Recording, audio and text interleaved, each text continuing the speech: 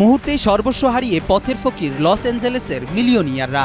একেই হয়তো বলে আজ ৫ তলায় তো কাল গাছতলায়। সৃষ্টিকর্তা চাইলে মুহূর্তে বদলে যেতে পারে প্রেক্ষাপট, আর তাই তো তার ইশারাতে বোধহয় কথাটি সত্যিতে রূপান্তরিত হয়েছে।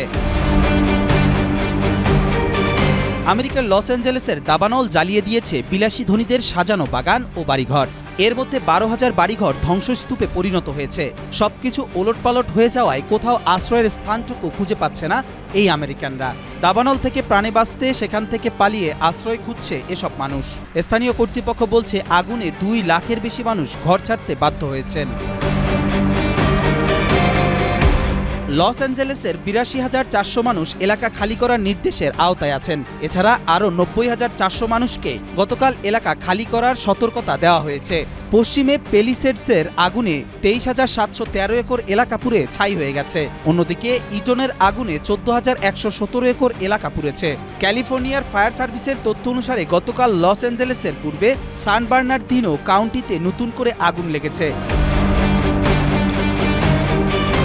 ঘরবাড়ি হারা মানুষ বাড়ি ভাড়ার জন্য ছুটে বেড়াচ্ছেন শহরের এক প্রান্ত থেকে অন্য প্রান্তে। এই সুযোগে বাড়ি ভাড়া বেড়ে গেছে ২০% পর্যন্ত।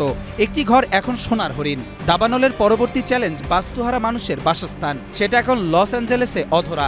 অনেকে বন্ধু ও আত্মীয় স্বজনের বাড়িতে আশ্রয় নিয়েছেন। প্রতিনিয়ত মানসিক অবসাদ ও উত্তেজনার সাথে দিন কাটাচ্ছেন তারা। ঘুমাতে পর্যন্ত পারছেন না অনেকেই। এদিকে নতুন দাবানলের জন্য সবাইকে সতর্ক থাকতে বলেছেন কর্মকর্তারা। পাশাপাশি যে কোনো সময় নোটিশ দেওয়ার সঙ্গে সঙ্গে এলাকা ছাড়ার জন্য প্রস্তুত থাকতেও বলেছেন। ২৩ জানুয়ারি পর্যন্ত ব্যাপক জড়ো হাওয়া অব্যাহত থাকার পূর্বাভাস দেওয়া হয়েছে। কর্তৃপক্ষ জানিয়েছে দাবানলের আগুন এর মধ্যে ওয়াশিংটন ডিসির আয়তনের সমান এলাকা গ্রাস করে ফেলেছে। প্রায় ৬৫ লাখ মানুষ গুরুতর হুমকির মুখে আছেন। মারা গেছেন ২৫ জন। ঝড়ো হাওয়ার গতিবেগ ঘন্টায় ৭০ মাইল হওয়ায় পূর্বাভাস দেওয়া হয়েছে। অগ্নি নির্বাপন কর্মীরা জানিয়েছেন এখন বাতাসের গতিবেগ ঘন্টায় ৩০ থেকে ৪০ মাইল।